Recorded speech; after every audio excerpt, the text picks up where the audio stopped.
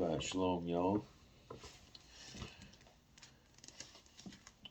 We had started in the previous video Bere'shiyth Genesis chapter 37, and I almost went into their 38 when that's what we're reading this one. I was just getting so into it, I just started going into the next chapter, but that's not how we're going to do things. Unless I decided to do a couple chapters at a time per video, but I don't know about that yet. Anyway, chapter 37, we read in the last video, as I already stated, that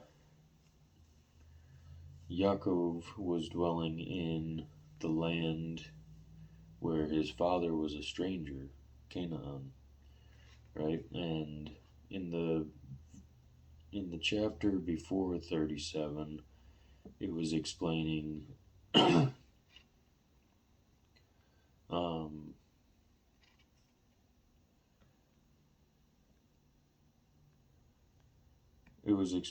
the generations of Esau, and it changes scene and jumps back to the continuing story of Yaakov. And so Yaakov was dwelling, and his house was dwelling in the land of Shechem, in the land of Canaan, where Yitzhak was a stranger. And it starts going into this story of one of his sons named Yosef, which was the son of Rivka, or Rachel, Yaakov's, the woman that Yaakov loved, the one that was the more favorable wife. And so the firstborn of Rivka, Rachel. And so Yosef, being 17 years old, he is kind of, I imagine him kind of being, like any teen of that age these days. Maybe not as arrogant or pompous, but 17, 18, 19-year-old, even 20, 21-year-old gonna be acting that way.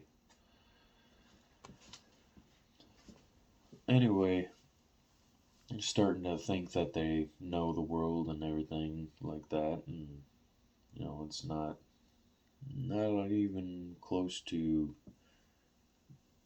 them knowing everything. They still little babies. So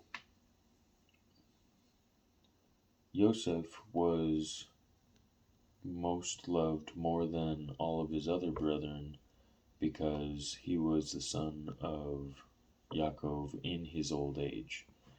And so Yaakov ends up making him a coat of many colors, it says. And Yosef has this dream and tells his brothers, like, hey guys, I had a dream, and we were all working out in Dad's field back here, and we were binding the sheaves, putting them in the stalks, and mine stood up like this, and your guys' sheaves came round about me and bowed. I don't know what it was about, but it was pretty cool. And his brothers were like, you seriously think we're gonna be bowing down to you, you little punk? Like, shut up. Just shut up. You're being stupid. And but he had another dream, and he even told this one to his father as well. He's like, Dad, guys, you gotta hear this dream that I had last night. It was the sun and the moon and all these 11 stars. They they uh, they bowed down to me. It was crazy. You guys got to hear what's going on. And so, and his brothers are getting pissed. You know, they hated him even more for these dreams. And so they they started conspiring against him. And Yaakov, his father, was like, are your mom and I going to bow down as if you're king over us? And you expect us to do this and go along with it?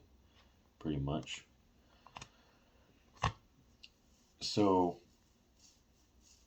it says Yasharel rebuked him, but he observed the saying. So he was like, I wonder what this means. This kid's having a dream. So after this, his brothers go to feed the flocks and the herds. And his dad's like, hey, go see how your brothers are doing and bring word back to me. Like, all right.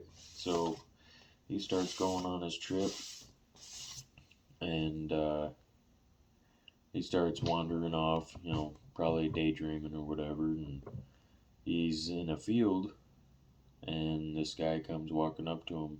He's like, hey, what's going on? Like, oh, I'm just looking for my brothers. Do you know about where they're feeding? And he's like, yeah, I heard over talking that they were gonna take him over to Dothan. All right, well, I'll see you later. Thanks. And so he's on his way to Dothan, and his brothers see him a good distance, like, huh, here comes this dreamer. What do you think we should do to him? I'm sick of hearing his dreams. This little punk, little whippersnapper. What are we gonna do with him, guys? Like, we can't hear another. Like, I'm so sick of his dreams. I can't hear another one of them. So they conspired against him. Okay, well, maybe we should do. No, let's not do that. Well, what do you think about this? No. Oh, that might be a good idea. What about this? Yeah. Oh, I like that. You keep on going back and forth, and they'd come to meet him, and they grab him like they bum rush him and grab him and take his coat off that his father Yaakov made, and they throw him into a dry pit, an old well, and so they're sitting there trying to figure out what they're gonna do with him, and accompany a band of Yishmaelim, descendants of Ishmael. So technically, they're second cousins in a sense, because Ishmael and Yitzhak, so Ishmael, and then Yaakov, that would have been Ishmael's nephew. I think that's how it works. They would be second cousins. I don't know. Anyway, they go and they're coming with some spices, some goods, and whatnot, and they're heading over to Mitzrayim, Egypt, to make some money. So one of his brothers speaks up, Yehuda. He's like, if he dies, what profit do we get out of it? We can get something if we sell them. And so he decides to pull him up out of the pit and sell him to these Yishmaelim as a slave. And they bought these guys bought him for 20 pieces of silver, and Joseph walked with him into Egypt.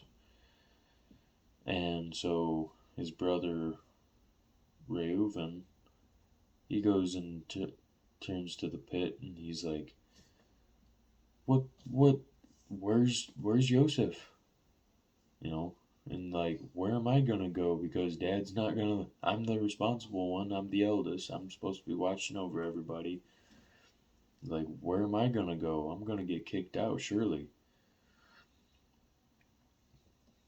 And so they came up with a plan to take Joseph's coat, and they took one of the young kids out of the flock and killed it and dipped the coat in the blood, made it look like he got mauled by a wild beast or something. They took it to his father. It's like, hey, you guys, you think this is your son's coat? Is this Joseph's coat? And obviously they knew it was. And he said, it is the coat of Joseph. And the sorrow and grief that he had over Joseph was just unbearable in a way. He wouldn't let anybody comfort him, his sons, his daughters, nobody. And so he's like, I'm gonna mourn for Joseph, my son, the rest of my days, into going down into Sheol. So this is going on, and Joseph gets sent or sold into Egypt to the captain of the guard, Potiphar, one of Pharaoh's captains. So with this, we conclude our review of Bere'shiyth, Genesis chapter 37. Let's jump into 38 and continue and see what happens with this transaction that had taken place. 38. And it came to pass at that time that Yahudah went down from his brethren and turned into a certain Adulami, whose name was Hira. And Yahudah saw there a daughter of certain Canaanite, whose name was Shuach. And he took her and went in unto her, and she conceived and bore a son. And she called his name And she conceived again and bore a son, and she called his name Onan. And she yet conceived again and bore a son, and called his name Shelach. And he was at Keziv when she bore him. And Yahudah took a woman for his firstborn, whose name was Tamar. And Yahudah's firstborn, was wicked in the sight of Yahuwah, and Yahuwah slew him. And Yahudah said unto Onan, Go in unto your brother's woman, and marry her, and raise up seed unto your brother. And Onan knew that the seed should not be his. And it came to pass, when he went in unto her brother's woman, that he spilled it on the ground, lest that he should give his seed to his brother. And the thing which he did was displeased Yahuwah, wherefore he slew him also. Then Yahudah said to Tamar his daughter-in-law, Remain a widow at your father's house, till Shelach my son be grown. For he said, Lest peradventure he die also, as his brethren did. And Tamar went and dwelt in her father's house. And in process of time the daughter of Shuach, Yahuda's woman, died. And Yahuda was comforted, and went up into his sheep shearers to Timnah, and he and his friend Hira the Adulami. And it was told Tamar, saying, Behold, your father-in-law goes up to Timnah to shear sheep. And she put her widow's garments from off her, and covered her with a veil, and wrapped herself, and sat in an open place, which is by the way to Timnah. For she saw that Shilach was grown, and she was not given unto him to be his woman. When Yahuda saw her, he thought her to be a harlot, and because she had covered her face. And he turned unto her way, and said, Go to, I pray you, let me come in to you. For he knew not that she was his daughter-in-law. And she said, What will you give me, that I may come into me, or that you may come into me? And he said, I will send you a kid from the flock. And she said, Will you give me a pledge till you send it? And he said, What pledge shall I give you?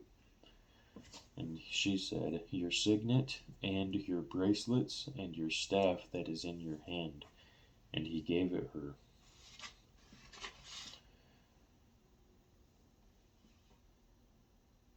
And came in unto her, and she conceived by him. And she arose, and went away, and laid by her veil from her, and put on her garments of her widowhood. And Yahuda sent the kid by the hand of his friend the Adulami to receive his pledge from the woman's hand. But he found her not. Then he asked the man of that place, saying, Where is the harlot that was openly by the wayside? And they said, There was no harlot in this place. And he returned to El Yahuda, and said, I cannot find her. And also the men of the place said that there was no harlot in this place. And Yahuda said, Let her take it to her, lest we be shamed. Behold, I sent this kid, and you have not found her. And it came to pass about 3 months after that it was told Yahuda, saying, Tamar your daughter has played the harlot, and also, behold, she is with child by whoredom. And Yahuda said, Bring her forth, and let her be burned. And when she was brought forth, she sent to her father-in-law, saying, By the man whose these are, am I with child? And she said, Discern, I pray you, whose are these, the signet, and bracelets, and staff. And Yahuda acknowledged them, and said, She has been more righteous than I, because that I gave her not to my son Shilach. And he knew her not again.